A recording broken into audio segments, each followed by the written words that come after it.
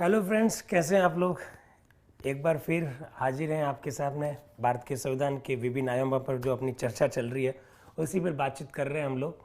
आज हम लोग बात करना चाहते हैं उपराष्ट्रपति के संदर्भ में। Good evening all of you. नमस्कार केसर जी, वेरी गुड इवनिंग। इंदाराम जी, Ram Ram. Rahul Singh ji, very good afternoon. Evening हो गई है एक्चुअली में। गोरखपुर से भी हैं, क्या बात है, Gorakhpur UP. Very good evening, very good evening. अभी आए नहीं, आने पर चले जाए, क्या बात है। तुलसीराम जी, बड़े गाने ये आपको हिंदी के आ रहे हैं। चलिए, आज हम लोग बात करना चाहते हैं उपराष्ट्रपति के संदर्भ में। उपराष्ट्रपति में क्या क्या सवाल बन सकते हैं, किस तरह से उपराष्ट्रपति का चुनाव होता है, उस पर हम लोग बात करेंगे। पहली बात आपको ध्यान रखना है, अनुच्छेद आर्टिकल 63। आर्टिकल 63 ये कहता है there shall be a vice president of the India. Bharat के राष्ट्रपति होंगे। इस बात का उल्लेख अनुच्छेद 63 में कर रखा है। लिखा हुआ है भारत के एक उपराष्ट्रपति होंगे। ये तो है अनुच्छेद 63 की बात।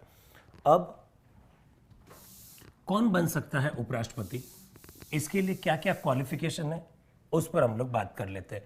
देखिए दोस्तों, आप इस बात को हमेशा ध्यान रखिए, भारत में राष्ट्रपति नाम मात्र का प्रमुख है, हम लोग इस बात को जानते हैं। और आप ये भी ध्यान रखिए, उपराष्ट्रपति का वैसे कोई विशेष काम नहीं है।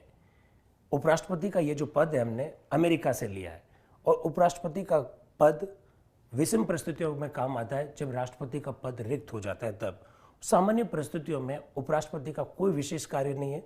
सामान्य परिस्थितियों में उपराष्ट्रपति भारत की संसद का एक सदन है, राज्यसभा, उसके पदेन सभापति के रूप में काम करते हैं। आज हम लोग उपराष्ट्रपति के संदर्भ में भी बात करना चाहते हैं। तो जरा देखिए आप, क्वालिफिकेशन यानी योग्यता है। कौन बन सकता है उपराष्ट्रपति, इसके लिए क्या क्या क्वालिफिकेशन होनी चाहिए, उस पर हम लोग चर्चा करेंगे। सबसे पहली बात, भारत का नागरिक होना चाहिए। कई बार विद्यार्थी मुझसे एक प्रश्न पूछते हैं कि भारत का नागरिक होना चाहिए, इस प्रकार की योग्यता का उल्लेख करने के पीछे हमारे संविधान निर्माताओं का क्या मकसद रहा होगा। देश के कोई भी बड़ा पद है, उसको धारण करने वाला व्यक्ति तो भारत का नागरिक ही होना चाहिए। इसलिए ये लिखने की कहाँ आवश्यकता है कि भारत का नागरिक होना चाहिए। दोस्तों, तो इस बात को मैं एकदम स्पष्ट कर देता हूँ। वॉल्यूम थोड़ा बढ़ाइए, टेक्निकल टीम से मैं निवेदन करूंगा, वॉल्यूम थोड़ा बढ़ाइए। जितेंद्र जी कह रहे हैं आवाज़ तेज करो सर जी। मेरी आवाज़ तेज ही है, शायद थोड़ी टेक्निकल प्रॉब्लम होने की वजह से। हाँ, रमेश जी आवाज़ तेज कर रहे हैं, चिंता मत कीजिए। कई बार विद्यार्थी ये प्रश्न पूछते हैं कि ये भारत का नागरिक होना चाहिए, इस प्रकार की योग्यता को रखने के पीछे क्या उद्देश्य रहा होगा संविधान निर्माताओं का। दोस्तों, मैं बात आपको एकदम स्पष्ट कर देना चाहता हूं, इसके पीछे उद्देश्य हैं। आप लोग शायद जानते होंगे, भारत में बहुत सारी सेवाएं हैं, अखिल भारतीय सेवाएं, even all India services.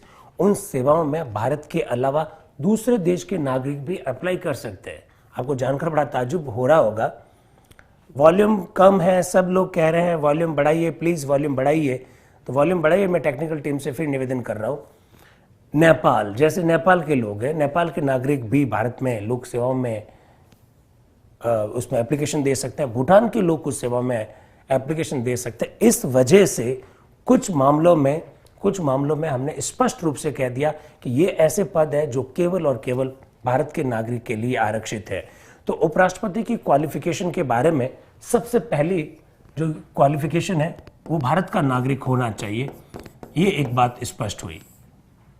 Number 2 लिखा हुआ है, न्यूनतम आयु 35 वर्ष होनी चाहिए। न्यूनतम आयु 35 वर्ष होनी चाहिए। और आपको मैं पहले से स्पष्ट कर चुका हूं, पॉलिटिशियंस की कोई अधिकतम आयु नहीं होती है, इस बात को आप ध्यान रखिए। पॉलिटिशियंस की कोई सेवानिवृत्ति की आयु नहीं होती है, इसलिए सीधा केवल इतना ही आपको याद रखना है, न्यूनतम आयु 35 वर्ष होनी चाहिए। नंबर 3, किसी लाभ के पद पर नहीं होना चाहिए, ऑफिस ऑफ द प्रॉफिट नहीं होना चाहिए। और दोस्तों, आप लोगों को याद होगा, जब हम लोगों ने राष्ट्रपति पद की क्वालिफिकेशन को देखा, राष्ट्रपति क्वालिफिकेशन को जब हमने पढ़ा, तो आपको एकदम स्पष्ट रूप से बता दिया कि राष्ट्रपति, उपराष्ट्रपति, राज्यपाल, केंद्र सरकार या राज्य सरकार में मंत्री का पद लाभ के पद के दायरे में नहीं आता है। इसका सीधा सा मतलब है, अगर आप उपराष्ट्रपति हैं और वापस उपराष्ट्रपति का चुनाव लड़ना चाहते हैं, आपको उपराष्ट्रपति पद से इस्तीफा देने की कोई आवश्यकता नहीं है, क्योंकि ये पद लाभ के पद के दायरे में नहीं आता है, लाभ के पद पर नहीं हो। और चौथी जो क्वालिफिकेशन है आपको याद रखनी है, वो लिखा हुआ है राज्यसभा सदस्य बनने की योग्यता हो। राज्यसभा सदस्य बनने की योग्यता हो, इस बात को ध्यान रखिएगा, राज्यसभा सदस्य बनने की योग्यता हो। ऐसी स्थिति में एग्जामिनर क्या क्या प्रश्न पूछ सकता है क्वालिफिकेशन में? पहली बात, आर्टिकल 66 भारतीय संविधान का अनुच्छेद 66 उपराष्ट्रपति पद की क्वालिफिकेशन का उल्लेख करता है। दो प्रकार के प्रश्न हो सकते हैं जिनको आपको बहुत ढंग से पढ़ना है।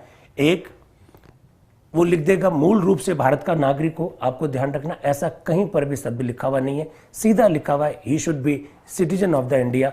उसे भारत का नागरिक होना चाहिए, मूल रूप से भारत का नागरिक होना चाहिए। इस प्रकार की शब्दावली संविधान में उल्लेखित नहीं है, एक। और दूसरा धोखा यहां पर कर सकता है, वो लिख देगा राज्यसभा का सदस्य होना चाहिए। राज्यसभा का सदस्य नहीं होना चाहिए, राज्यसभा का सदस्य बनने की योग्यता होनी चाहिए। इस प्रकार की बात लिखी हुई है आर्टिकल 66 में। हम लोगों ने देखा किस तरह से राष्ट्रपति पद के उम्मीदवार के लिए क्वालिफिकेशन का उल्लेख कर रखा है। अब बात करते हैं, ये तो हो गई क्वालिफिकेशन। अब उपराष्ट्रपति चुनाव में कौन लोग वोट दे सकते हैं उस पर चर्चा करते हैं। देखिए, उपराष्ट्रपति चुनाव के जो मतदाता है, उन मतदाताओं का जो समूह है वो कहलाता है निर्वाचक मंडल, यानी इलेक्टोरल कॉलेजियम, निर्वाचक मंडल। और आपको सीधी लाइन याद रखनी है, सीधी लाइन याद रखनी है। उपराष्ट्रपति चुनाव में संसद के सभी सदस्य भाग लेते हैं। उपराष्ट्रपति चुनाव में संसद के मनोनीत और निर्वाचित सभी सदस्य भाग लेते हैं। इस बात को थोड़ा सा आप ध्यान रखिएगा। और दूसरी बात आपको याद रखनी है, विधानसभा के सदस्य इस चुनाव में भाग नहीं लेते हैं। राष्ट्रपति के निर्वाचक, उपराष्ट्रपति के निर्वाचक मंडल में आपको केवल एक लाइन याद रखनी है कि संसद के सभी सदस्य, all members of the parliament, चाहे वो मनोनीत हो चाहे वो निर्वाचित हो, सब उपराष्ट्रपति के चुनाव में भाग लेते हैं। अब उपराष्ट्रपति का चुनाव किस विधि से होता है? निर्वाचन विधि। यहां से भी बहुत अच्छे प्रश्न बनते हैं। आर्टिकल 66 में उनकी निर्वाचन विधि का भी उल्लेख है। हम लोग बहुत बारीकी से, बहुत धीरे धीरे उपराष्ट्रपति की निर्वाचन विधि को पढ़ेंगे। आर्टिकल 66 साफ साफ शब्दों में कहता है उपराष्ट्रपति का चुनाव एकल संक्रमणीय। आज इस शब्द को अपने को देखना है, एकल संक्रमणीय क्या होता है। हालांकि मैंने पहले भी कोशिश की राष्ट्रपति चुनाव के समय इस शब्द से आपको परिचित करवाने की, लेकिन बहुत सारे दोस्त, मैं लगातार आप लोगों के मैसेज जब देखता हूं, घर जाकर यूट्यूब पर जब मैसेज आपके पढ़ता हूं, तो मुझे मालूम पड़ता है कि आप लोगों ने अधिकांश प्रश्न पूछे एकल संक्रमणीय को वापस बताइए। तो मेरी आज कोशिश होगी कि आज हम लोग एकल संक्रमणीय पद्धति क्या होती है इसको बहुत ढंग से पढ़े। निर्वाचन विधि साफ लिखा हुआ है एकल संक्रमणीय, आगे लिखा हुआ है आनुपातिक, और तीसरा जो शब्द लिखा हुआ है वो है गुप्त। ये शब्द आपको ध्यान रखना है। तीन शब्द लिखे हुए हैं, एकल संक्रमणीय, आनुपातिक, गुप्त मतदान प्रणाली। अब देखिए, हाँ रोजगार जी आप सही कह रहे हैं, रोजगार मंत्र नाम से कोई एक वेब पेज बना रखा है, उन्होंने कहा एकल संक्रमणीय, आनुपातिक। मत पद्धति तो है, उसमें गुप्त शब्द भी जोड़िएगा, गुप्त शब्द जोड़ना बहुत जरूरी है। यस राजू जी एकदम सही कह रहे हैं। एकल संक्रमणीय कहिए, एकल हस्तांतरणीय कहिए, दोनों एक ही बात है। एकल संक्रमणीय कहिए या एकल हस्तांतरणीय कहिए, दोनों एक ही बात है। अंग्रेजी में इसे कहा जाता है सिंगल ट्रांसफरेबल, सिंगल ट्रांसफरेबल। आज अपने को समझना है ये सिंगल ट्रांसफरेबल जो राष्ट्रपति और उपराष्ट्रपति का चुनाव होता है एकल संक्रमणीय पद्धति से, ये होता क्या दोस्तों? चुनाव की दो पद्धति होती है। एक first past the post, first past the post, मेरे शब्दों को बहुत ध्यान से सुनिएगा। First past the post, Hindi में कहते हैं अग्रताही विजेता। दूसरी जो पद्धति है उसका नाम है एकल हस्तांतरणीय, सिंगल ट्रांसफरेबल, एकल संक्रमणीय। First past the post method का मतलब यह होता है चुनाव में जो उम्मीदवार सबसे ज्यादा वोट लेकर आएगा वो चुनाव जीत जाएगा, दैट इज अग्रताही विजेता। जो सबसे आगे रहेगा वो चुनाव जीतेगा। लोकसभा के चुनाव, विधानसभा के चुनाव, हमारे यहाँ पर जो सरपंच का चुनाव होता है, वार्ड पंच का चुनाव होता है, वो सब first past the post method से होता है, जिसे हम लोग अग्रताही विजेता पद्धति कहते हैं। इसके ठीक विपरीत एकल संक्रमणीय पद्धति अलग है। एकल संक्रमणीय या एकल हस्तांतरणीय का मतलब होता है कि जब आप चुनाव में वोट देने जाते हैं तो ऐसी स्थिति में आप मत वरीयता क्रम में देते हैं, और वरीयता क्रम में आप मत इसलिए देते हैं जब किसी उम्मीदवार को निश्चित कोटा अगर प्राप्त नहीं हुआ तो उसके वोट हस्तांतरित हो जाते हैं, उसके वोट ट्रांसफर हो जाते हैं। ऐसी पद्धति को हम लोग कहते हैं एकल संक्रमणीय या एकल हस्तांतरणीय। ये जो चुनाव है उपराष्ट्रपति का, ये एकल संक्रमणीय इसलिए है क्योंकि इस चुनाव में आप मत जब दोगे तो मत वरीयता क्रम में दोगे, साथ ही साथ अगर निश्चित कोटा उम्मीदवार अगर प्राप्त नहीं कर पाया तो ऐसी स्थिति में उसके वोट जो सबसे कम वोट लेकर आएगा उस उम्मीदवार के वोट बाकी वालों में ट्रांसफर हो जाते हैं, बाकी वालों में स्थानांतरित हो जाते हैं, बाकी वालों में हस्तांतरित हो जाते हैं। इस वजह से इसको एकल संक्रमणीय पद्धति कहते हैं। इस पद्धति को प्रोपोर्शनल आनुपातिक पद्धति क्यों कहते हैं? आनुपातिक पद्धति का क्या मतलब है इसको जरा देखिए। थोड़ी देर पहले मैंने कहा first past the post method, मतलब अग्रता ही विजेता। उस चुनाव में सबसे ज्यादा जो वोट लेकर आता है वो चुनाव जीतता है, उसे तो हम लोग अग्रता ही विजेता मेथड कहते हैं, जैसे सरपंच का चुनाव। लेकिन उपराष्ट्रपति और राष्ट्रपति के चुनाव में वो उम्मीदवार चुनाव नहीं जीतता है जो सबसे ज्यादा वोट लेकर आता है, बल्कि वो आदमी, वो उम्मीदवार चुनाव जीतता है जो एक निश्चित अनुपात में मत प्राप्त करता है। आपको निश्चित अनुपात प्राप्त करना होगा, आपको निश्चित कोटा प्राप्त करना होगा। इस वजह से इस मेथड को अनुपातिक कहा जाता है। इस बात को भी थोड़ा सा ध्यान रखिए। मैं मानता हूं त्रिलोक जी दिल्ली की 2 क्लास लीजिए, बात सही कह रहे हैं, मन नहीं भरता आपका, थैंक यू वेरी मच। पर करें क्या, थोड़ा समय की गड़बड़ है इसलिए थोड़ा सेट करने की कोशिश कर रहे हैं। मेरी भी बहुत इच्छा होती है, दिल्ली तमन्ना है कि मैं आप लोगों के साथ बातचीत करूं, संविधान के संदर्भ में जितनी मेरे पास जानकारियां हो सकती है मैं सारी जानकारी आपसे साझा करने की कोशिश करता हूं। मैं पूरी तरह से बाकी सारी चीज़ों को छोड़कर आपकी क्लास को प्राथमिकता देने की कोशिश करता हूं, और जैसे भी वक्त मिलता है आप लोगों के बीच में आने की कोशिश करते हैं। तो जो टाइम मिला है उसको तो अभी देखिए हम। एकल संक्रमणीय आपको समझ में आया क्या? जिस चुनाव में मतदाता वरीयता क्रम में देगा, और वरीयता क्रम में इसलिए देगा ताकि उसके मत अन्य उम्मीदवारों में स्थानांतरित हो जा सके, हस्तांतरित हो सके, उसे तो कहते हैं एकल संक्रमणीय। आनुपातिक इसलिए कहते हैं क्योंकि जीतने वाले उम्मीदवार को एक निश्चित कोटा प्राप्त करना होता है, वही उम्मीदवार चुनाव जीतेगा, इस वजह से इसे कहते हैं आनुपातिक। और दोस्तों याद रखिएगा, जैसे अभी एक मित्र ने चुनाव की पद्धति लिखी तो थी लेकिन वो शायद गुप्त शब्द लिखना भूल गए, आप ऐसी गलती कतई ना करें। ये राष्ट्रपति और उपराष्ट्रपति के चुनाव में इस शब्द को हमेशा याद रखिएगा, ये चुनाव गुप्त होता है। इसका मतलब ये होता है कि मतदाता जब मत देने जाएगा तो ऐसी स्थिति में वो अपना मत किसी और को साझा नहीं कर सकता है, वो अपना मत किसी और को दिखा नहीं सकता है, क्योंकि ये मेथड गुप्त मतदान पद्धति है। दोस्तों मैं आपको लगे हाथ एक बात और बता देता हूं, राष्ट्रपति का चुनाव, उपराष्ट्रपति का चुनाव और राज्यसभा के सदस्यों का चुनाव एकल संक्रमणीय आनुपातिक पद्धति से ही होता है, और ऐसा कॉन्स्टिट्यूशन में लिखा हुआ है। लेकिन राज्यसभा के सदस्यों के लिए यह शब्द लिखा हुआ नहीं है, वहां ना गुप्त लिखा हुआ है और ना ही खुला लिखा हुआ है, वहां केवल इतना लिखा हुआ है एकल संक्रमणीय आनुपातिक पद्धति से चुनाव होता है। तो कितना बढ़िया प्रश्न हो सकता है, राष्ट्रपति का निर्वाचन होता है एकल संक्रमणीय पद्धति से, एकल संक्रमणीय आनुपातिक पद्धति से, एकल संक्रमणीय आनुपातिक गुप्त मतदान पद्धति से, एकल संक्रमणीय आनुपातिक खुला मतदान पद्धति से। तो राष्ट्रपति और उपराष्ट्रपति दोनों का चुनाव एकल संक्रमणीय आनुपातिक गुप्त मतदान पद्धति से होता है। और इवन प्रश्न उल्टा भी आ सकता है। प्रश्न उल्टा कैसे आ सकता है? इनमें से वे कौन है जिनका चुनाव एकल संक्रमणीय आनुपातिक गुप्त मतदान प्रणाली से होता है? नंबर 1 राष्ट्रपति, नंबर 2 उपराष्ट्रपति, नंबर 3 राष्ट्रपति और उपराष्ट्रपति दोनों, और नंबर 4 लिखा हुआ आ सकता है राज्यसभा, राष्ट्रपति, उपराष्ट्रपति और राज्यसभा के सदस्य। दोस्तों अगर गुप्त शब्द लिखा हुआ है तो ऐसी स्थिति में केवल इसका आंसर होगा राष्ट्रपति और उपराष्ट्रपति दोनों। और यहां केवल इतना लिखा हुआ हो एकल संक्रमणीय आनुपातिक पद्धति से इनमें से किसका चुनाव होता है? राष्ट्रपति, उपराष्ट्रपति, राज्यसभा के सदस्य, फिर आ सकता है लोकसभा के सदस्य, ऑप्शन वापस आ सकते हैं। तो याद रखिएगा गुप्त शब्द लिखे हुए ना होने पर राष्ट्रपति, उपराष्ट्रपति और राज्यसभा के सदस्य तीनों का चुनाव एकल संक्रमणीय आनुपातिक पद्धति से होगा। ये जो बारीक बारीक जो शब्द है ये आपको याद रखने की आवश्यकता है, यही मेरिट को बनाते हैं, यही मेरिट को बिगाड़ते हैं। कई बार विद्यार्थी इन टॉपिक्स को बहुत आसान मानता है और उसको रफली लेता है। याद रखिएगा, इस तरह के जो कॉन्सेप्ट है उसको अपने को क्लियर करना है। निर्वाचन विधि में हम लोग बात कर रहे हैं, उपराष्ट्रपति का चुनाव कैसे होता है उस पर चर्चा कर रहे हैं। और आप लोगों ने देखा, आप लोगों ने लिखा भी होगा, कुछ दोस्त तो लिख भी रहे कि इनका चुनाव एकल संक्रमणीय आनुपातिक गुप्त मतदान पद्धति से होता है। अगर आप चुनाव लड़ना चाहते हैं तो ऐसी स्थिति में आपके नाम का 20 लोग प्रस्ताव रखेंगे।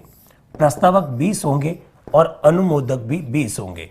प्रस्तावक यानी प्रपोजर्स कहते हैं अंग्रेजी में, और अनुमोदक को सेकेंडर्स कहा जाता है।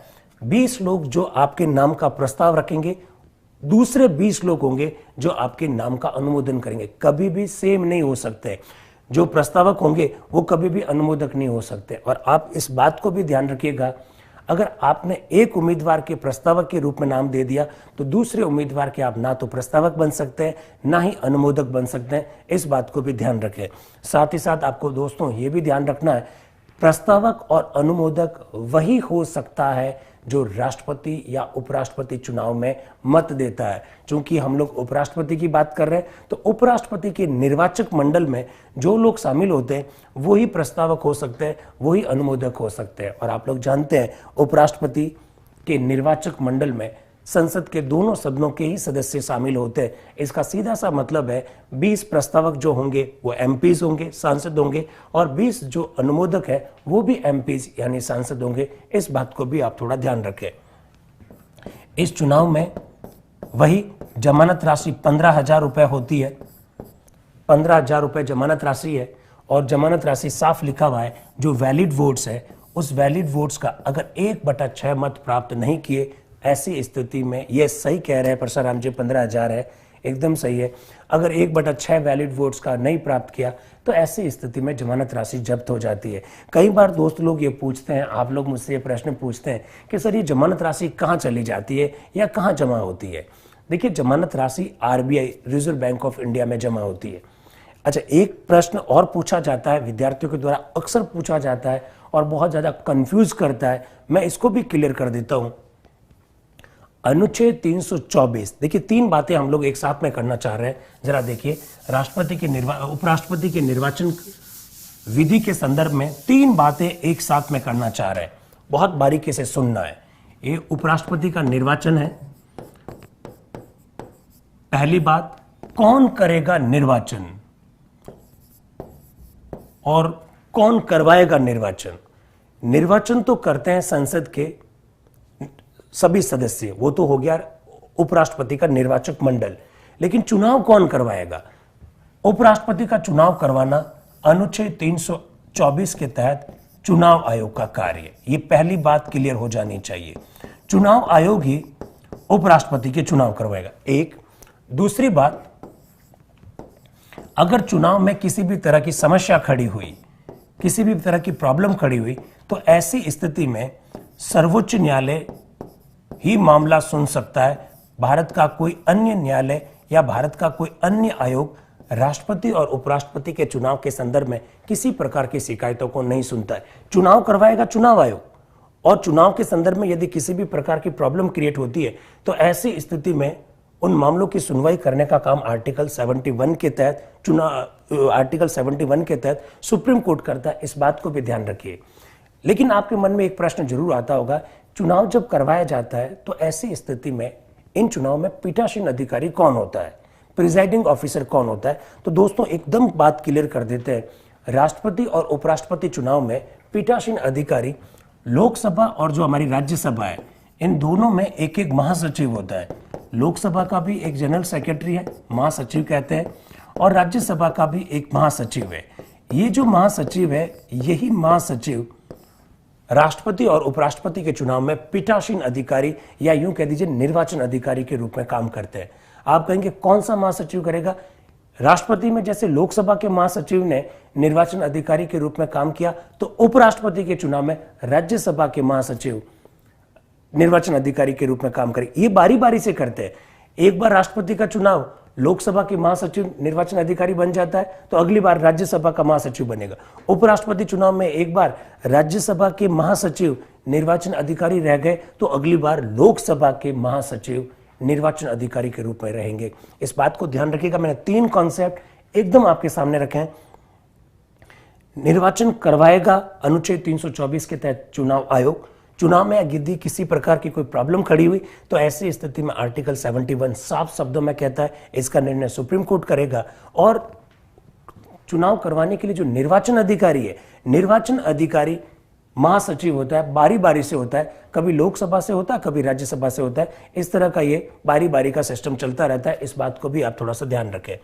निर्वाचन विधि के अंतर्गत आपको एक बात और भी पता होनी चाहिए, यहां पर उपराष्ट्रपति चुनाव में मतदाता के मत का वैल्यू नहीं निकाला जाता है। आप लोगों को दिमाग में थोड़ी सी टेंशन होती होगी। मनोज जी ने एक प्रश्न पूछा, राष्ट्रपति का प्रस्तावक या अनुमोदक बन जाता है, वो उपराष्ट्रपति का प्रस्तावक या अनुमोदक भी नहीं बन सकता है क्या? नहीं बन सकता है ना मनोज जी। आप भूल रहे हैं कि राष्ट्रपति के निर्वाचक मंडल में विधानसभा के सदस्य भाग लेते हैं। 29 राज्यों की विधानसभा के सदस्य भाग लेते हैं।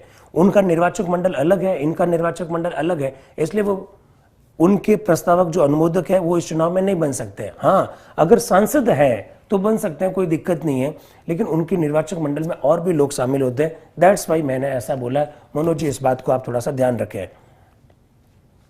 हाँ परसराम जी, एकदम बात सही है। संसद के निर्वाचित और मनोनीत दोनों प्रकार के सदस्य भाग लेते हैं। जब कह दिया संसद के सभी सदस्य उपराष्ट्रपति चुनाव में भाग लेते हैं तो ऑब्वियसली मनोनीत और निर्वाचित दोनों है। इसको भी थोड़ा आप ध्यान रखें। देखिए, जब हम लोग निर्वाचन की बात करते हैं तो एक बात और भी स्पष्ट कर देते हैं। अनुच्छेद 71 में साफ शब्दों में लिखा हुआ है, और क्या लिखा हुआ है उसमें? लिखा हुआ है यदि किसी निर्वाचक का पद खाली है, संसद में कुछ सीटें खाली है, राज्यसभा की कुछ सीटें खाली है, तो क्या उपराष्ट्रपति का चुनाव नहीं होगा? उसमें साफ लिखा हुआ अनुच्छेद 71 में उपराष्ट्रपति का चुनाव तो होगा ही होगा। किसी निर्वाचक के इंतजार में उपराष्ट्रपति के चुनाव को रोका नहीं जाएगा, ऐसा अनुच्छेद 71 में लिखा है। और मैं आपको पहले से बता चुका हूं, इस चुनाव में मतों का मूल्य नहीं निकाला जाता है। जो निश्चित अनुपात में मत प्राप्त कर लेगा वो चुनाव जीत जाएगा। इस बात को भी आप थोड़ा सा ध्यान रखिए। ये तो हो गई निर्वाचन विधि। दोनों की निर्वाचक मंडल बता दीजिए एक बार। ध्रुव जी, थोड़े से लेट हैं आप, हमारे पहले भी तो देखिए, पहले की वीडियो क्यों नहीं देख रहे? दोस्त लोगों, आप लोगों से हमारा निवेदन है, हम टू द पॉइंट बात कर रहे हैं।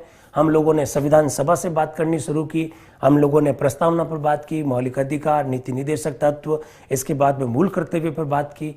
हम लोगों ने लंबे समय तक, लगभग 7-8 घंटे राष्ट्रपति पर बात की। अब हम लोग उपराष्ट्रपति पर बात कर रहे हैं। हम लोग टू द पॉइंट बात कर रहे हैं। बीच बीच में हम लोग वो पुरानी वाली बातों को रिपीट करने का कोई मतलब नहीं रहेगा। आज हम लोग उपराष्ट्रपति पढ़ रहे हैं और अभी से मैं आपको बता देता हूं, कल से हम लोग प्राइम मिनिस्टर पढ़ेंगे। तो आप लोग थोड़ा देखते रहे पुराने वीडियो देखेंगे तभी आपको नई वाली बातें समझ में आएगी। थोड़ा इसको भी ध्यान रखिए। अब उपराष्ट्रपति का चुनाव तो हो गया, अब उनको शपथ दिलाइए। दोस्तों, आप अच्छी तरह से इस बात को जानते होंगे, इनकी शपथ का उल्लेख अनुसूची 3 में नहीं है। राष्ट्रपति, उपराष्ट्रपति और राज्यपाल की शपथ का उल्लेख अनुसूचियों में नहीं है, उनसे संबंधित अनुच्छेदों में। और उपराष्ट्रपति किस बात की शपथ लेते हैं, उनके शपथ के प्रारूप का उल्लेख आर्टिकल 69 में है। और आप हमेशा इस बात को ध्यान रखिएगा, उपराष्ट्रपति हमेशा और हमेशा संविधान के प्रति निष्ठा, faith in the constitution of the India की शपथ लेते हैं। और कई बार विद्यार्थी ये प्रश्न पूछते हैं, उनको शपथ कौन दिलाता है? तो आर्टिकल 69 में साफ शब्दों में लिखा हुआ है, उन्हें शपथ राष्ट्रपति दिलाएंगे। और कई बार विद्यार्थी यहां तक प्रश्न पूछ लेते हैं, अगर राष्ट्रपति अपने पद पर नहीं है तो ऐसी स्थिति में उपराष्ट्रपति को शपथ कौन दिलाएगा? मेरा ये मानना है कि ये प्रश्न ही गलत है। ऐसा कभी होता ही नहीं है कि राष्ट्रपति अपने पद पर नहीं है। आप कहेंगे कैसे नहीं होता है? राष्ट्रपति जी की मृत्यु हो जाए, महाभियोग से हटा दिया जाए, वो इस्तीफा दे दे, या किसी और कारण से राष्ट्रपति का पद रिक्त हो जाए तो चिंता क्यों करते हैं? भारतीय संविधान में बकायदा प्रावधान कर रखे हैं ना कि राष्ट्रपति का पद रिक्त नहीं होगा। भारतीय संविधान का अनुच्छेद 65 आर्टिकल 65 सीधा कहता है कि किसी भी परिस्थिति में राष्ट्रपति का अगर पद रिक्त हो गया तो ऐसी स्थिति में भारत के जो उपराष्ट्रपति हैं वो कार्यवाहक राष्ट्रपति के रूप में कार्य करेंगे। तो ऐसी स्थिति में अगर उपराष्ट्रपति नया चुनकर आया है और उनको शपथ दिलानी है तो कार्यवाहक राष्ट्रपति के पद पर जो भी व्यक्ति बैठा होगा वो उन्हें शपथ दिलाएगा। इसलिए आप इस बात को भी ध्यान रखिए, ये प्रश्न कभी पूछना ही नहीं है कि राष्ट्रपति यदि अपने पद पर नहीं है तो उपराष्ट्रपति को शपथ कौन दिलाएगा। ऐसा होता ही नहीं है कि राष्ट्रपति अपने पद पर नहीं हो, क्योंकि राष्ट्रपति अपने पद पर नहीं है तो ऐसी स्थिति में हमारे कॉन्स्टिट्यूशन में पहले से मैकेनिज्म है, उपराष्ट्रपति कार्यवाहक राष्ट्रपति के रूप में काम करता है, वो उन्हें क्या दिलाएंगे, शपथ दिलाएंगे। इस बात को भी आप थोड़ा सा ध्यान रखें। शपथ हो गई।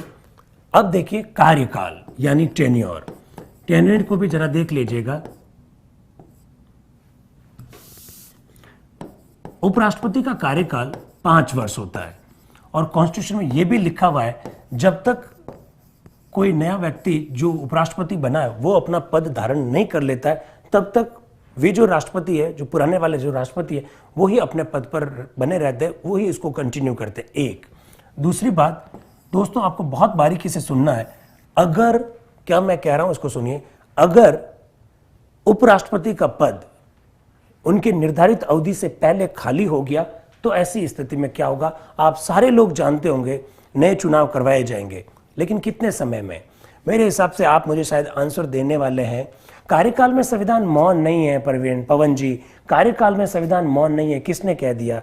कार्यकाल साफ लिखा हुआ है, 5 साल होगा उपराष्ट्रपति का कार्यकाल। मेरा प्रश्न यह था, उपराष्ट्रपति का पद यदि निर्धारित अवधि से पूर्व ही रिक्त हो जाता है तो ऐसी स्थिति में नए चुनाव करवाने के बारे में संविधान क्या कहता है? दोस्तों, ये जैसे कि हारून जी कह रहे हैं 6 माह में चुनाव करवाने होंगे, ठीक है, 6 माह में चुनाव करवाए जाते हैं, लेकिन आपको एक और बात याद रखनी है, 6 माह में चुनाव करवाए जाने का उल्लेख कॉन्स्टिट्यूशन में नहीं कर रखा है। हारून जी याद रखिएगा। यस, गजय सिंह जी, सब लोगों से मेरा निवेदन है, जो भी आप 6 माह कह रहे हैं, प्लीज प्लीज प्लीज, यस, आप जो 6 माह कह रहे हैं, थोड़ा सा आप ध्यान रखिए, 6 माह लिखा हुआ नहीं है, कॉन्स्टिट्यूशन में लिखा हुआ है निर्धारित कार्यकाल से पूर्व यदि उपराष्ट्रपति का पद रिक्त हो जाता है, ऐसी स्थिति में नए चुनाव यथाशीघ्र करवाए जाएंगे। दोस्तों, आपको ये बात ध्यान रखनी है, वहां 6 माह शब्द का उल्लेख नहीं है, वहां जो शब्द लिखा हुआ दैट इज यथाशीघ्र। और इवन, यस, विजय जी सही कह रहे हैं, और निर्धारित कार्यकाल से पूर्व यदि उपराष्ट्रपति का पद रिक्त हो जाता है तो ऐसी स्थिति में जो नए चुनाव करवाए जाएंगे, जिसके बारे में कॉन्स्टिट्यूशन ये कहता है यथाशीघ्र करवाए जाएंगे, उसमें साफ लिखा हुआ है कि जब भी चुनाव होंगे वो हमेशा और हमेशा पूरे 5 वर्षों के लिए होंगे। दोस्तों, आपको याद रखना है, जैसे सरपंच का अगर निधन हो जाए, वार्ड पंच का निधन हो जाए, पंचायत समिति के किसी मेंबर का निधन हो जाए, लोकसभा के किसी सदस्य का निधन हो जाए, विधानसभा के किसी सदस्य का निधन हो जाए निर्धारित कार्यकाल से पूर्व, तो उनका जो चुनाव करवाया जाता है वो शेष अवधि के लिए करवाया जाता है। गिरिराज जी एकदम सही कह रहे हैं, यथाशीघ्र वो शेष अवधि के लिए करवाए जाते हैं, लेकिन राष्ट्रपति और उपराष्ट्रपति का चुनाव हमेशा और हमेशा पूरे 5 वर्ष के लिए करवाया जाएगा। अब मेरा आप लोगों से प्रश्न है, आप मुझे जवाब दीजिएगा, कोई भी व्यक्ति भारत में कितनी बार उपराष्ट्रपति बन सकता है? विकल्प नंबर 1 अधिकतम 2 बार, विकल्प नंबर 2 अधिकतम 3 बार, विकल्प नंबर 3 कोई भी व्यक्ति कितनी बार भी उपराष्ट्रपति बन सकता है, विकल्प नंबर 4 इस संदर्भ में संविधान मौन है। अगर आपके सामने ये विकल्प है तो ऐसी स्थिति में आपका आंसर क्या होगा? दोस्तों, इसमें कोई दो राय नहीं है कि भारत में कोई भी व्यक्ति कितनी बार भी उपराष्ट्रपति बन सकता है, लेकिन अगर यह ऑप्शन हो कि इस संदर्भ में संविधान मौन है तो आपको संविधान मौन है वाले को ऑप्शन को प्राथमिकता देनी होगी। कारण इसका यह है क्योंकि संविधान में उपराष्ट्रपति कोई व्यक्ति कितनी बार बन सकता है इसका कहीं पर भी उल्लेख नहीं कर रखा है, इसलिए संविधान मौन है और कोई भी व्यक्ति कितनी बार भी उपराष्ट्रपति बन सकता है। अगर दोनों ऑप्शन हो तो ऐसी स्थिति में आपको लिखना है संविधान मौन है। लेकिन अगर यही का यह प्रश्न राष्ट्रपति के संदर्भ में आ जाए तो ऐसी स्थिति में आपको संविधान मौन है वाला ऑप्शन नहीं लिखना है। राष्ट्रपति के संदर्भ में आपको यही लिखना है कि कोई भी व्यक्ति कितनी बार भी राष्ट्रपति बन सकता है। ऐसा इसलिए क्योंकि राष्ट्रपति के संदर्भ में भारतीय संविधान का अनुच्छेद 57 आर्टिकल 57 साफ साफ शब्दों में कहता है कोई भी व्यक्ति कितनी बार भी राष्ट्रपति बन सकता है। लेकिन दोस्तों, ये बात उपराष्ट्रपति के संदर्भ में लागू नहीं होती है। हालांकि ये बात सही है कि कोई भी व्यक्ति कितनी बार भी उपराष्ट्रपति बन सकता है, लेकिन अगर ऑप्शन ये आ जाए संविधान मौन है, तो आपको याद रखना है संविधान मौन वाले ऑप्शन को आप प्राथमिकता देंगे। संविधान मौन वाला ऑप्शन नहीं है तो ऐसी स्थिति में आप लिख सकते हैं कोई भी व्यक्ति कितनी बार भी उपराष्ट्रपति बन सकता है। ये सारी बातें आपको ध्यान रखना है, इस प्रकार के भी प्रश्न बन जाते हैं। कार्यकाल के बाद में अब हम लोग बात करेंगे उपराष्ट्रपति को हटाते कैसे हैं। मेरे हिसाब से यहां से बहुत बढ़िया प्रश्न पूछा जा सकता है, उपराष्ट्रपति को हटाना। दोस्तों, आर्टिकल जो 67 है उसमें उपराष्ट्रपति को हटाने के बारे में उल्लेख है। क्या कहता है जरा इसको सुन लीजिएगा। आपको हमेशा ध्यान रखना है उपराष्ट्रपति राज्यसभा के पदेन सभापति होते हैं। Vice president of the India is ex officio chairperson of the council of the states. इसलिए कॉन्स्टिट्यूशन में साफ साफ लिखा हुआ है उपराष्ट्रपति को हटाने के लिए पहल यानी प्रस्ताव पहले राज्यसभा में लाया जाएगा। अब मैं आप लोगों से एक प्रश्न पूछता हूं, आप मुझे इसका जवाब देना। पहले तो मैं आपको जो लोग सिविल सर्विस और आरएस की तैयारी कर रहे हैं उनको मैं बता देना चाहता हूं, उपराष्ट्रपति को हटाने के लिए राज्यसभा पहल क्यों करती है या प्रस्ताव जो पहले राज्यसभा में क्यों लाया जाता है। इसमें प्रश्न बन सकता है कथन और कारण में। एसरसन कथन, उपराष्ट्रपति को हटाने के लिए राज्यसभा में पहल की जाती है, ये कथन है। कारण, उपराष्ट्रपति राज्यसभा के पदेन सभापति होते हैं। अब विकल्प नंबर 1, कथन सही कारण सही दोनों एक दूसरे की व्याख्या करते हैं। कथन सही कारण सही दोनों एक दूसरे की व्याख्या नहीं करते हैं। कथन सही कारण गलत, कथन गलत कारण सही, इन चारों में से कौन सा ऑप्शन सही है जरा बताइए मुझे। हाँ पवन जी, राज्यसभा में पहले लाया जाता है, पर मेरे सवाल को बताइए आप, इसका आंसर क्या है। अगर ये प्रश्न आपके सामने आ जाए तो दोस्तों याद रखना कथन सही है, कारण भी सही है और दोनों एक दूसरे की व्याख्या करते हैं। तो जो सिविल सर्विस की जो तैयारी कर रहे हैं दोस्तों, उनको थोड़ा सा ध्यान रखना है, उपराष्ट्रपति को हटाने के लिए हमेशा पहल कौन करेगा, राज्यसभा पहल करेगी। दूसरी बात क्या लिखा हुआ है, राज्यसभा यदि अपनी तात्कालिक सदस्य संख्या, इस शब्द को ध्यान रखिएगा, राज्यसभा यदि अपनी तात्कालिक सदस्य संख्या के बहुमत से प्रस्ताव पारित कर दें। ये बहुत महत्वपूर्ण आंकड़ा आपके सामने साझा कर रहे हैं। राज्यसभा अपनी तात्कालिक सदस्य संख्या, बहुत अच्छा लगा आप लोगों के जवाब को, मैं एक को देख रहा हूं, बहुत अच्छा, थैंक यू वेरी मच। इतना कॉन्सेप्ट आप लोगों का क्लियर हो रहा है, बहुत बढ़िया बात है। सब ने एक एक लिखा, कुछ लोग मित्र लोग 2 भी लिख रहे हैं, शायद उनके कॉन्सेप्ट क्लियर नहीं हो पा रहे, मुझे विश्वास है कि क्लियर हो जाएंगे। हारून जी, किसने कह दिया, एकदम गलत कह रहे हैं हारून जी। राज्यसभा का 2/3 बहुमत नहीं चाहिए, साफ लिखा हुआ है राज्यसभा अपनी तात्कालिक सदस्य संख्या के बहुमत से प्रस्ताव पारित करेगी तो प्रस्ताव जाएगा लोकसभा में। जो भी 2/3 कह रहे हैं सारे दोस्त लोग गलत है।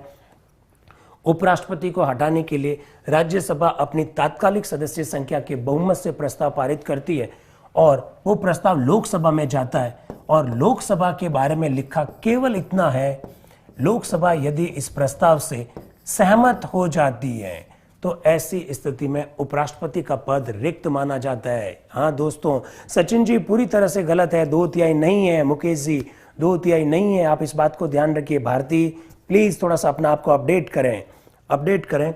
लिखा हुआ है राज्यसभा अपनी तात्कालिक सदस्य संख्या के बहुमत से प्रस्ताव पारित करेगी और लोकसभा की केवल और केवल सहमति चाहिए। लोकसभा के बारे में इतना भी नहीं, तात्कालिक महेंद्र जी, इसका मतलब राज्यसभा की मेंबर्स 245 है, उसमें से 20 पद खाली है, 30 पद खाली है। नरेंद्र जी मैं वही बताने की कोशिश कर रहा हूं, 25 पद खाली है, 30 पद खाली है, तो 245 तो होता है टोटल, और उनमें से अगर 30 खाली है तो ऐसी स्थिति में हो जाएंगे 215। ये तात्कालिक सदस्य संख्या हुई, इसका बहुमत चाहिए, ना कि कुल सदस्य संख्या का बहुमत। तो प्लीज जो लोग फेसबुक के माध्यम से, यूट्यूब के माध्यम से हमारी इन बातों को सुन पा रहे हैं, प्लीज अपना आपको थोड़ा सा अपडेट कीजिएगा। लिखा हुआ नहीं है 2/3 बहुमत चाहिए, लिखा हुआ नहीं है कुल सदस्य संख्या का बहुमत चाहिए, सीधा लिखा हुआ है तात्कालिक सदस्य संख्या के बहुमत से राज्यसभा प्रस्ताव पारित करेगी। दोस्तों थोड़ा ध्यान रखें इन बातों को, आप कॉन्सेप्ट को क्लियर कीजिएगा। हाँ, और आगे क्या लिखा है, लोकसभा की केवल सहमति चाहिए। आप मुझसे प्रश्न पूछोगे लोकसभा की सहमति का क्या मतलब है। लोकसभा की सहमति का मतलब है लोकसभा में जितने लोग उपस्थित हैं वो अगर अपने बहुमत से प्रस्ताव पारित कर देते हैं। लोकसभा में 70 लोग उपस्थित हैं, लोकसभा में 70 लोग उपस्थित हो सकते हैं क्योंकि कोरम केवल 55 का ही चाहिए। इसमें से अगर 36 लोगों ने उस प्रस्ताव को सहमति दे दी तो ऐसी स्थिति में उपराष्ट्रपति को अपना पद छोड़ना होगा। दोस्तों इन सब बातों को ध्यान रखिएगा। सुमेर जी आप अपडेट नहीं है, सुमेर जी अपने पुराने वीडियो देखिए। आप कह रहे हैं कि उपराष्ट्रपति के लिए महाअभियोग कैसे काम चलेगा। सुमेर जी हम लोगों ने बहुत ढंग से पढ़ा है, महाअभियोग इम्पीचमेंट केवल और केवल राष्ट्रपति के लिए लाया जाता है। और सबसे बड़ी बात क्या है, उपराष्ट्रपति को हटाने के लिए किस आधार पर प्रस्ताव लाया जाएगा। कॉन्स्टिट्यूशन इस संदर्भ में मौन है। भारतीय संविधान में कहीं पर भी लिखा हुआ नहीं है कि उपराष्ट्रपति को हटाने के लिए प्रस्ताव किस आधार पर लाया जाएगा। संविधान का अतिक्रमण करने पर, दिवालिया हो जाने पर, शारीरिक और मानसिक रूप से अक्षम हो जाने पर, किसी प्रकार का कदाचार करने पर, इस प्रकार के कोई शब्द लिखे हुए कॉन्स्टिट्यूशन में नहीं है। इस बात को भी ध्यान रखिएगा। हाँ, ये जरूर लिखा हुआ है उपराष्ट्रपति को हटाने से पहले जब उस प्रस्ताव पर चर्चा हो तो चर्चा से 14 दिन पहले उपराष्ट्रपति को सूचना देनी होती है। उपराष्ट्रपति अपना पक्ष रख सकते हैं, इसको भी थोड़ा सा आप ध्यान रखिए। यह है उपराष्ट्रपति को हटाना। अब उपराष्ट्रपति करते क्या है, उनके कार्य क्या है। तो दोस्तों बहुत ढंग से सुनिएगा। उपराष्ट्रपति के वैसे कोई महत्वपूर्ण कार्य नहीं है, लेकिन उनके दो कार्य है और दोनों कार्यों को अपने को बहुत ढंग से देखना है। पहला कार्य, भारतीय संविधान का अनुच्छेद 64 ये कहता है उपराष्ट्रपति राज्यसभा के पदेन सभापति होते हैं। उपराष्ट्रपति राज्यसभा के पदेन सभापति होते हैं। पदेन का मतलब पद पर होने के कारण, यदि कोई आपको पद प्राप्त होता है तो उसे हम लोग पदेन कहते हैं। उपराष्ट्रपति चूंकि भारत के उपराष्ट्रपति हैं, इस वजह से वो राज्यसभा के सभापति हैं, इसलिए उनके आगे शब्द लिखा पदेन सभापति। इस बात का उल्लेख कर रखा है आर्टिकल 64 में। एक दूसरी बात मैं आपको साथ साथ में ये भी बता देता हूं, ये कि ये सेम बात भारतीय संविधान के आर्टिकल 89 में भी लिखी हुई है। जो 89वां जो आर्टिकल है, अनुच्छेद है, उसमें भी लिखा हुआ है उपराष्ट्रपति राज्यसभा के पदेन सभापति होंगे। एक दूसरी बात दोस्तों, आप लोगों को अच्छी तरह से पता है कि भारतीय संविधान की जो अनुसूची 2 जो विभिन्न संवैधानिक पदाधिकारियों को क्या क्या वेतन मिलेगा उस बात का उल्लेख करती है, वहां पर उपराष्ट्रपति पद के वेतन का उल्लेख नहीं है। उसका कारण यही है, उपराष्ट्रपति जी को उपराष्ट्रपति के रूप में कोई वेतन प्राप्त नहीं होता है। उन्हें जो कुछ भी वेतन दिया जाता है वो राज्यसभा के सभापति के रूप में दिया जाता है। इस बात को आप थोड़ा सा ध्यान रखें। आर्टिकल 64 ये कहता है कि उपराष्ट्रपति राज्यसभा के पदेन सभापति होंगे। एक दूसरी बात देखिए, हमारे देश में राज्यसभा ही एकमात्र ऐसा हाउस है, राज्यसभा ही एकमात्र ऐसा सदन है जिसका अध्यक्ष उस सदन का सदस्य नहीं होता है। उपराष्ट्रपति राज्यसभा के सदस्य नहीं है, फिर भी राज्यसभा के सभापति है। इस बात को भी ध्यान रखें। तीसरी बात, एक अजीब सी बात है, और वो बात क्या है, ये जो उपराष्ट्रपति है जो राज्यसभा के सभापति है, ये जो उपराष्ट्रपति है जो राज्यसभा के सदस्य नहीं है, लेकिन दोस्तों आपको जानकर बड़ा ताज्जुब होगा, ये जो उपराष्ट्रपति जो कि राज्यसभा के सभापति है और राज्यसभा के सदस्य नहीं है, फिर भी वो वोट दे सकते हैं। सामान्य परिस्थितियों में वो कभी वोट नहीं देते, लेकिन कभी मतदान हो और पक्ष और विपक्ष में यदि मत बराबर आ जाते हैं तो ऐसी स्थिति में उपराष्ट्रपति को राज्यसभा के सभापति के रूप में राज्यसभा का सदस्य नहीं होते हुए भी निर्णायक मत देने का अधिकार है। इस बात को भी आप थोड़ा सा ध्यान रखें। कई बार मित्र लोग पूछते हैं, आप लोग भी मुझसे सवाल पूछोगे, अभी पूछने वाले ही हैं, अभी आप मुझसे प्रश्न पूछोगे कि यदि उपराष्ट्रपति को हटाने के लिए प्रस्ताव लाया गया है राज्यसभा में और उस समय पक्ष और विपक्ष के मत बराबर हो जाए तो क्या उपराष्ट्रपति वोट देगा।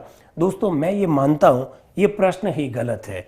प्रश्न इसलिए गलत है क्योंकि जब भी किसी पदाधिकारी को हटाने के लिए किसी हाउस में प्रस्ताव लाया जाता है तो हमेशा ध्यान रखिए वो पदाधिकारी उस समय बैठक की अध्यक्षता नहीं कर रहा होता है।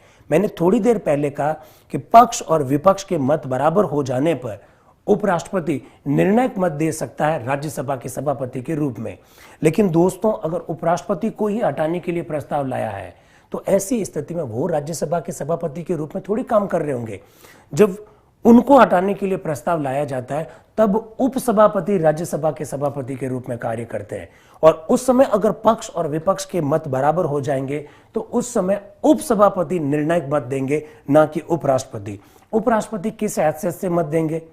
निर्णायक मत तो तब देंगे ना जब आप निर्णय की सीट पर बैठे। आप निर्णय की सीट पर बैठे नहीं है, तो ऐसी स्थिति में उपराष्ट्रपति वोट नहीं देंगे। सदस्य तो वो है ही नहीं, तो वोट किस लिए देंगे? फिर आपको क्या ध्यान रखना, उनको जो भी तनख्वाह, जो भी सुविधाएं वगैरह मिलती है वो राज्यसभा के सभापति के रूप में मिलती है। इस बात को भी ध्यान रखें, आर्टिकल 64 में ऐसा लिखा हुआ है। नरसिंह जी आर्टिकल 65 में क्या लिखा हुआ है उस पर आ रहे हैं। कास्टिंग वोट एकदम सही कह रहे हैं, निर्णायक मत। ये जो बैरवा जी कह रहे हैं कास्टिंग वोट सही शब्द है, निर्णायक वोट देने का अधिकार होता है। उपराष्ट्रपति का जो दूसरा कार्य है, जिसके बारे में एक मित्र पूछ रहे हैं कि अनुच्छेद 65 में क्या है, आर्टिकल 65 में यह लिखा हुआ है कि जब राष्ट्रपति का पद रिक्त हो जाता है तो ऐसी स्थिति में उपराष्ट्रपति कार्यवाहक राष्ट्रपति के रूप में कार्य करेंगे। ऐसा अनुच्छेद 65 में लिखा हुआ है। अगर राष्ट्रपति का पद रिक्त हो गया तो ऐसी स्थिति में भारत के जो उपराष्ट्रपति है वो कार्यवाहक राष्ट्रपति के रूप में कार्य करेंगे। और दोस्तों एकदम क्लियर कर देना चाहते हैं, एकदम क्लियर कर देना चाहते हैं कि जब उपराष्ट्रपति देश के कार्यवाहक राष्ट्रपति के रूप में कार्य करेंगे तो कार्यवाहक राष्ट्रपति को वे सभी शक्तियां, वे सभी सुविधाएं, वे सारी फैसिलिटीज, वे सारी एमिनिटीज प्राप्त होती है जो एक नियमित राष्ट्रपति को प्राप्त होती है। तो उपराष्ट्रपति को तो वेतन मिलने का सवाल ही नहीं होता है। उपराष्ट्रपति को या तो राज्यसभा के सभापति के रूप में वेतन मिलेगा, या फिर वो जब कार्यवाहक राष्ट्रपति के रूप में काम करते हैं तब उन्हें राष्ट्रपति का वेतन मिलेगा, राष्ट्रपति की सुविधाएं मिलेगी। और उपराष्ट्रपति जब कार्यवाहक राष्ट्रपति के रूप में कार्य करते हैं तो ऐसी स्थिति में उन्हें राज्यसभा के सभापति के रूप में जो भी वेतन है वो उस दौरान उनको प्राप्त नहीं होगा, क्योंकि उस समय राज्यसभा के उपसभापति राज्यसभा की अध्यक्षता करेंगे। इन सब बातों को आप थोड़ा सा ध्यान रखें। मैं फिर क्या देता हूं, कार्यवाहक राष्ट्रपति को वे सारी सुविधाएं, वे सारी शक्तियां प्राप्त होती है जो एक नियमित राष्ट्रपति को प्राप्त होती है। इस बात को भी आप थोड़ा सा ध्यान रखिएगा। ऐसा अनुच्छेद 65 में लिखा हुआ है। कई बार विद्यार्थी एक प्रश्न और पूछते हैं कि उपराष्ट्रपति जब कार्यवाहक राष्ट्रपति का पद संभालते हैं तो क्या उन्हें शपथ लेनी होती है? दोस्तों कॉन्सेप्ट क्लियर कीजिएगा। राष्ट्रपति संविधान की रक्षा की शपथ लेते हैं, उपराष्ट्रपति संविधान के प्रति निष्ठा की शपथ लेते हैं। और उपराष्ट्रपति जब देश के कार्यवाहक राष्ट्रपति बनेंगे, उनका पद चेंज हुआ है, तो ऐसी स्थिति में उन्हें शपथ तो वापस लेनी होगी। शपथ वापस लेना उन्हें नहीं कहा जाता है, वो एक नया पद ग्रहण करना चाह रहे हैं, नया पद ग्रहण कर रहे हैं, तो ऐसी स्थिति में वो वापस शपथ लेते हैं, संविधान की रक्षा की शपथ लेते हैं। इस बात को भी ध्यान रखिएगा। कई बार मित्र लोग ये प्रश्न भी, हाँ राजू जी अपना पक्ष रख सकते हैं, एकदम सही कह रहे हैं। जब उपराष्ट्रपति को हटाने के लिए प्रस्ताव लाया जाता है तो वो अपना पक्ष रख सकते हैं। कई बार मित्र लोग ये प्रश्न भी पूछते हैं कि अगर उपराष्ट्रपति का पद भी अगर रिक्त है तो ऐसी स्थिति में भारत में राष्ट्रपति कौन बनेगा? ये बहुत शानदार प्रश्न है, बहुत अच्छा प्रश्न है कि राष्ट्रपति का पद रिक्त हो गया, उपराष्ट्रपति का पद ऑलरेडी रिक्त है, तो ऐसी स्थिति में देश का कार्यवाहक राष्ट्रपति कौन बनेगा? तो मित्र लोगों, आप लोग शायद बहुत अच्छी तरह से जानते होंगे, सुप्रीम कोर्ट के जो मुख्य न्यायाधीश है वो कार्यवाहक राष्ट्रपति के रूप में काम करते हैं। लेकिन आप मुझसे प्रश्न पूछोगे क्या ऐसा संविधान में लिखा हुआ है? तो अब आप बहुत ध्यान से सुन लीजिएगा। भारतीय संविधान में ऐसा लिखा हुआ नहीं है कि राष्ट्रपति का पद रिक्त हो गया, उपराष्ट्रपति का पद ऑलरेडी रिक्त है, तो ऐसी स्थिति में सुप्रीम कोर्ट के मुख्य न्यायाधीश कार्यवाहक राष्ट्रपति बनेंगे। ऐसा संविधान में लिखा हुआ नहीं है। हमारी संसद ने इस संदर्भ में 1969 में एक कानून बना रखा है, राष्ट्रपति उत्तराधिकार अधिनियम। इस अधिनियम के तहत राष्ट्रपति का पद रिक्त हो जाने और उपराष्ट्रपति के पद पर नहीं होने पर सुप्रीम कोर्ट के मुख्य न्यायाधीश, और सुप्रीम कोर्ट के मुख्य न्यायाधीश भी अगर अपने पद पर नहीं है तो ऐसी स्थिति में सुप्रीम कोर्ट के जो वरिष्ठतम जो न्यायाधीश है वो देश के कार्यवाहक राष्ट्रपति के रूप में कार्य करेंगे। इस बात को आपको ध्यान रखना है। ऐसा पावर संसद को दिया गया कि वो ऐसी स्थिति में देश में कानून बना सके। अब एक प्रश्न और है जो कि लास्ट प्रश्न है, जिस पर भी हमको चर्चा कर लेनी चाहिए। भारत में ऐसे कितने उपराष्ट्रपति है जिनको कार्यवाहक राष्ट्रपति के रूप में कार्य करने का मौका मिला? तो दोस्तों ध्यान रखिएगा, भारत में अब तक 3 कार्यवाहक राष्ट्रपति रह चुके हैं, लेकिन 2 उपराष्ट्रपति हुए हैं जो उपराष्ट्रपति होने की वजह से कार्यवाहक राष्ट्रपति बने। आप लोग शायद जानते होंगे 1969 में जब जाकिर हुसैन साहब का निधन हो गया, उस समय वीवी गिरी साहब देश के पहले कार्यवाहक राष्ट्रपति बने। और वीवी गिरी साहब ने जब राष्ट्रपति चुनाव लड़ने का निश्चय किया तब उन्होंने अपने पद से इस्तीफा दे दिया। तो उस समय सुप्रीम कोर्ट के जो मुख्य न्यायाधीश हुआ करते थे जस्टिस मोहम्मद हिदायतुल्लाह ने भारत के कार्यवाहक राष्ट्रपति के रूप में कार्य किया।